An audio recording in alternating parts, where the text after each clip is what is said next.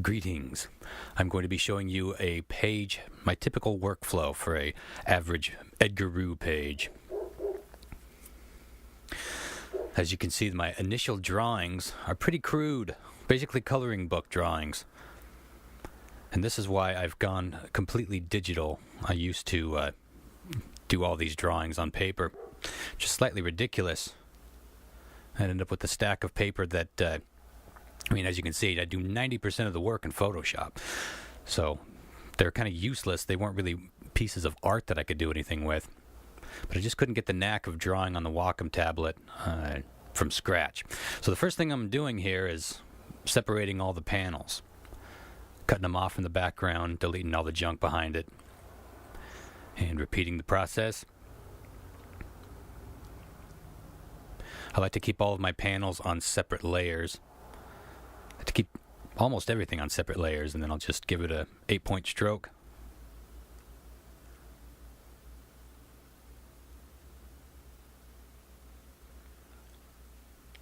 This program I'm using, as you can see in the bottom left-hand corner, Screencast-O-Matic.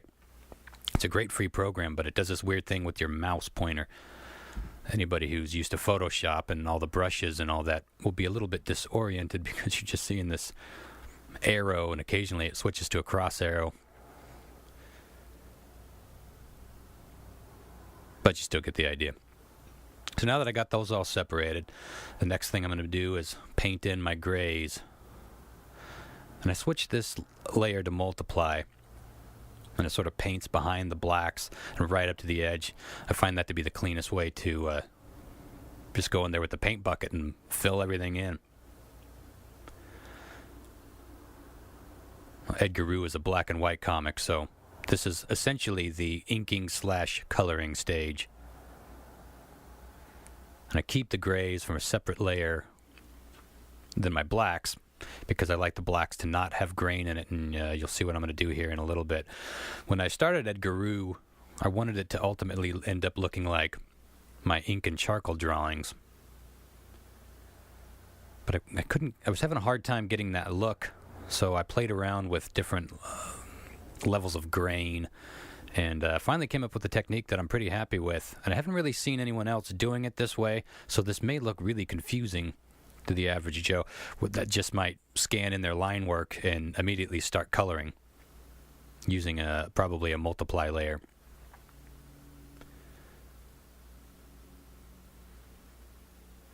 As you can see, I've already added the grain, and I gave it a blur more filter, and now I'm going with the blacks. Same thing, but again, no grain here. So when you zoom up there, you can sort of see what I'm going for already. That grainy paper texture that you would get from blending the charcoal over ink onto paper. Of course, it's digitally a little flat right now, but that'll change right there. I missed. Usually when I'm drawing late into the night, I get really, really bad at filling in all those tiny little lines, and that doesn't make the paint bucket work, so you just kind of got to draw it in as you go.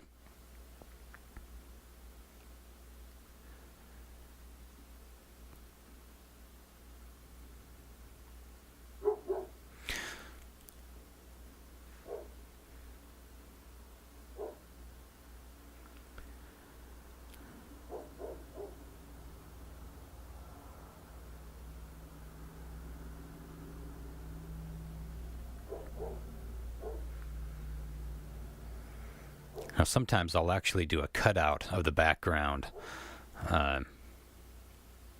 instead of having to do all this paint bucket work here. And you would just paste in a black background or a metallic texture background, whatever the background would be. But this is a typical page. Edgar Rue often takes place out in open air with the night sky behind it, so it's typically easier. Sometimes you miss. So that looks like all the black. So I'm going to start a new layer here. And this is where the technique that I developed comes in. I name this layer paper, and I fill it with white. And then I set the mode, or the layer mode, to multiply. And it looks like it's disappeared, but when you take your burn tool now, you can burn in just that layer, and when when you hide it there, you can see it disappears. So now you can go in there and use that layer to do all your shading and highlighting. And the only tools I use here are the dodge and burn tool until it gets till we get almost completely finished. And my shading style is sort of nonsensical, as you'll soon see. I don't really follow the laws of nature. I have little interest in making something look perfectly realistic. In this world, anyways, this cartoony type environment, it doesn't have to look correct. It just has to look right, if that makes sense. I'm more interested in showing shape and texture than I am showing you a definite light source. It's basically how I shade with ink and charcoal drawings too. Just a smudging all around and then come back in and erase out the highlights. That's what I would do with the dodge tool, and you'll see that here in a little bit. So now I start the shading process.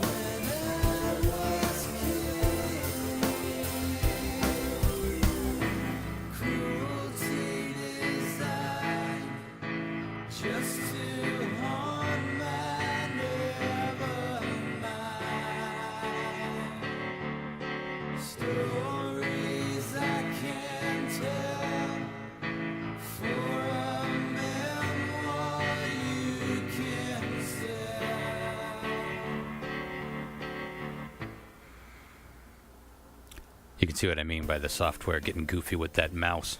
I don't know what the hell that is. But the other thing that you can't see because of that is I'm constantly adjusting the bracket up, bracket down to adjust the brush size of the burning tool.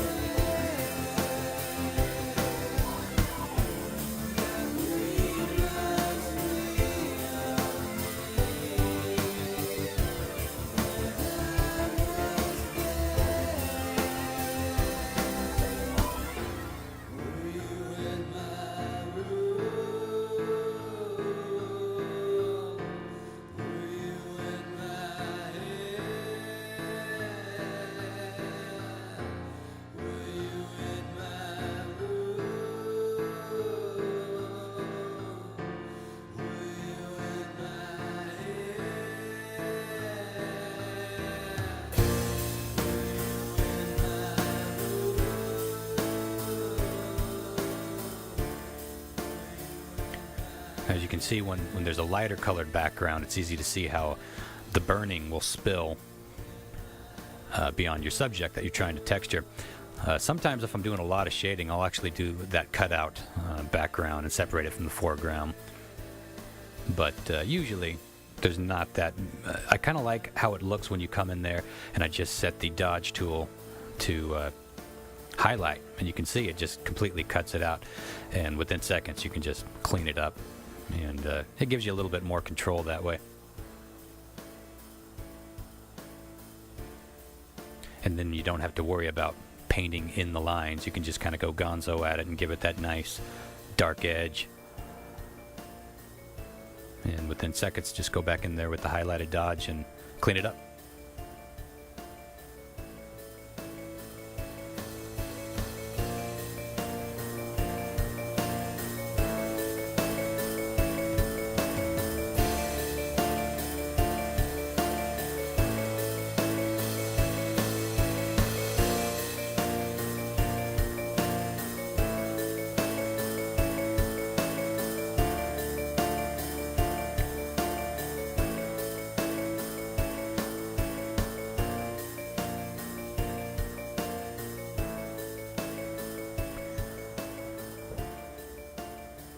As you can see, I don't really get too terribly accurate with my shading. Again, it's a cartoony, sort of a gummy world. I've had people tell me that Edgar Rue looks like it takes place in a world where everything is a gummy bear and you could bite into it. I accept that. But again, this technique that I've developed to make it sort of look ultra grainy and more analog than it actually is, it's going to blend all this together in sort of a murky way. I like this comic and I like this style to be very cloudy and very murky. But it will sort of look ridiculous here for a little bit until I clean it all up and give it that last bit of grain on the paper texture, just like I did with the gray texture, and you'll see what I mean. Heaven overhead will witness fawning after you. I suppose when all is done, there's little more to do. Hey,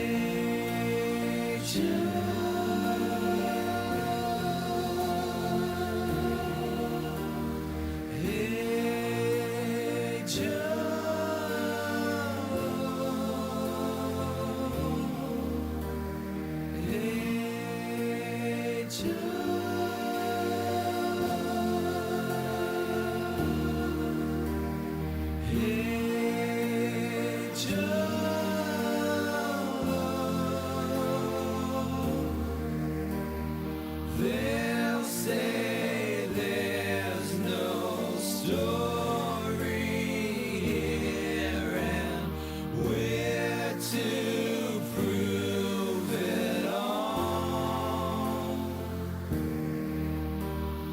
I still haven't even found the strength to move at all. Hey,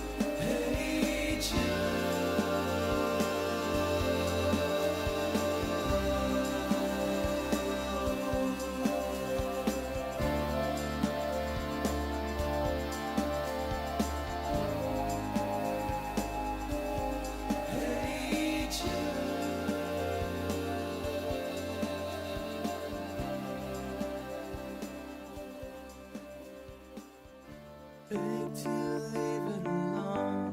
The glowing words and the dark where it shone. I paid the bartender dousing a cig, sidestep my way home. But then from the alley ahead, I saw his man.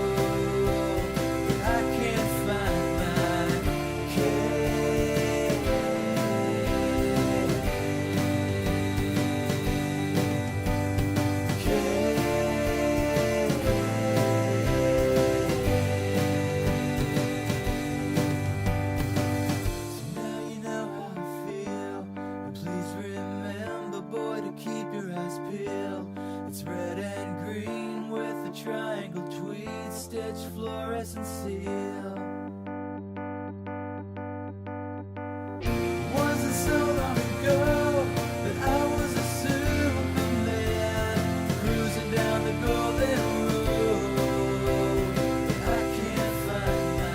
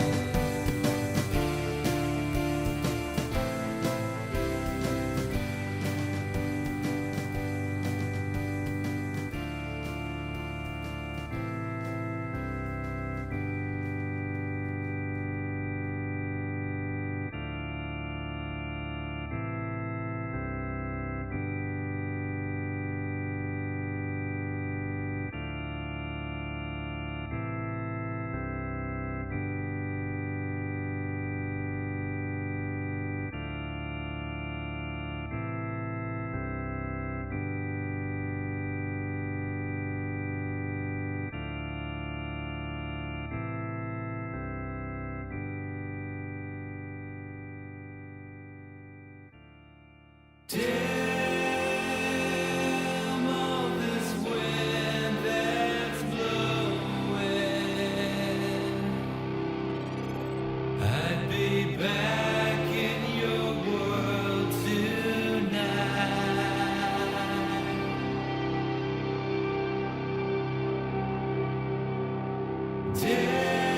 Damn all these ravens falling.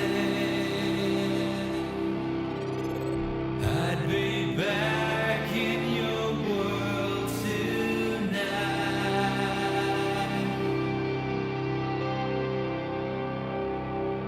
I hear you in the wind. I hear you cry.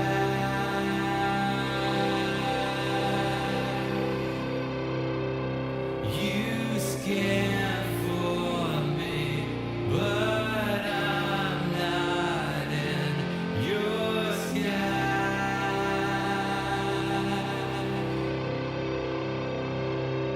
Send our goodbyes to all our ties tonight.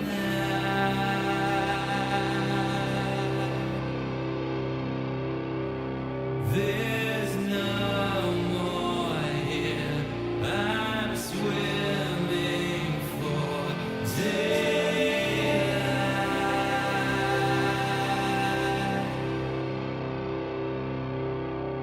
Damn all this wind that's blowing.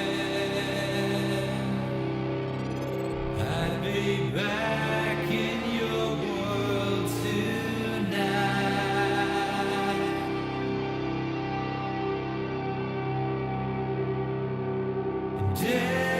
Damn all these ravens falling. I'd be back in your world tonight.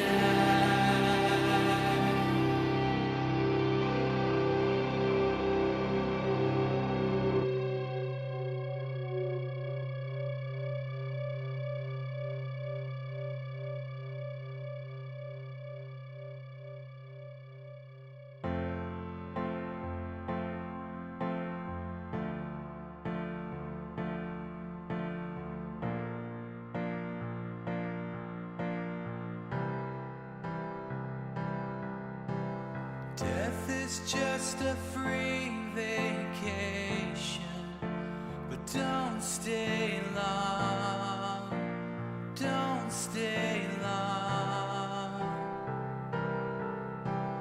I can only sing about you, same old song, same old song.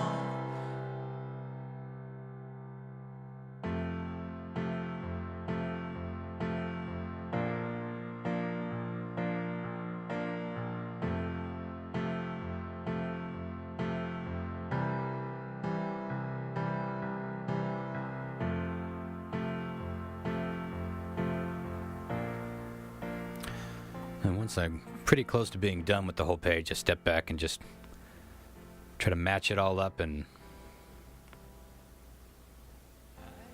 right now I'm sort of burning in very large areas. Especially that top panel, we're going to need to separate those colors out a little bit more. Foreground to background. So as you can see, what I'm about to do here is delete all the mess on the outside of those borders. And once you do that, you leave all the burnt pieces of that paper layer in the borders, and it instantly looks 100 times better because it's clean.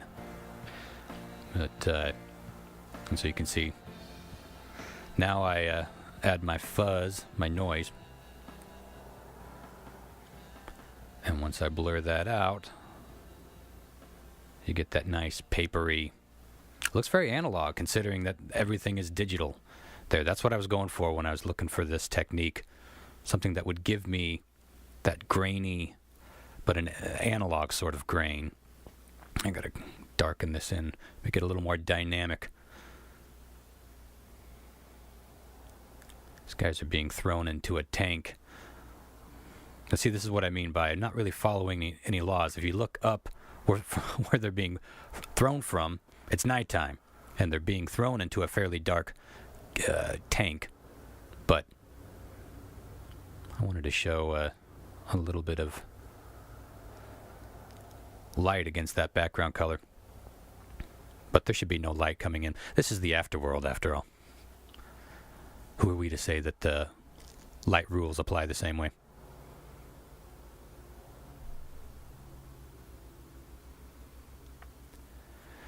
All right, now the final layer will be the balloons. I know a lot of people that do 90% of their comics in Photoshop, and then they finish it off with the word balloons with a third-party word ballooning software. I'm sure there's some cool ones out there, but I don't understand that. You can see how quick and easy it is to make them in Photoshop, and you have complete control over them. So I'm not sure why you would need a third party to do it, but I haven't played with them, so maybe they are quicker and a little more versatile. I don't see the point in them.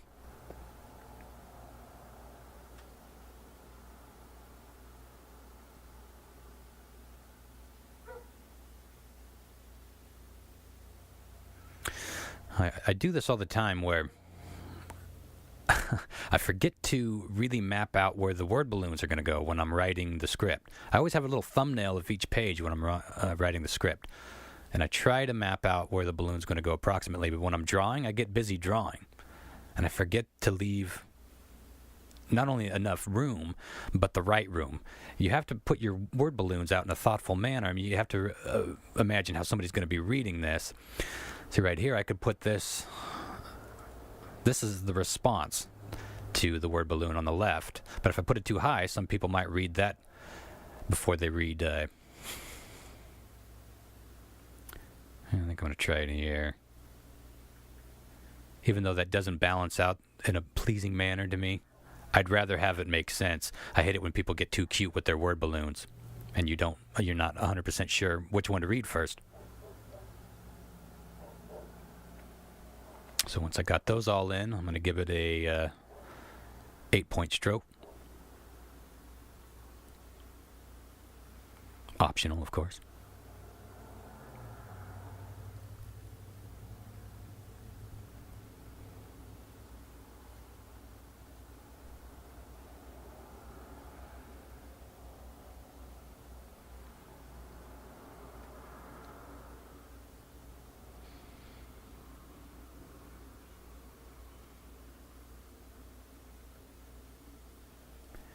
And I usually just guess about the size the balloon's going to need to be for the dialogue. I've been doing this for 4 or 5 years, and I'm about 80% accurate, but sometimes I'm way off.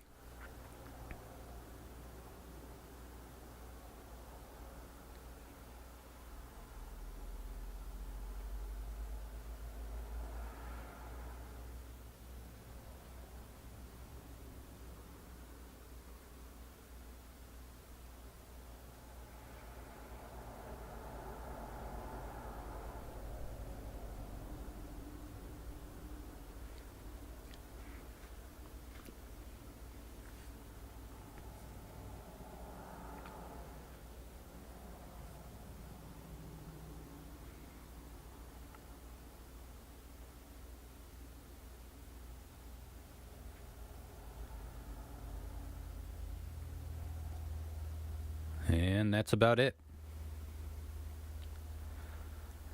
Zoom in, didn't make any last minute changes. Make sure I got my text nice and square, relatively anyway.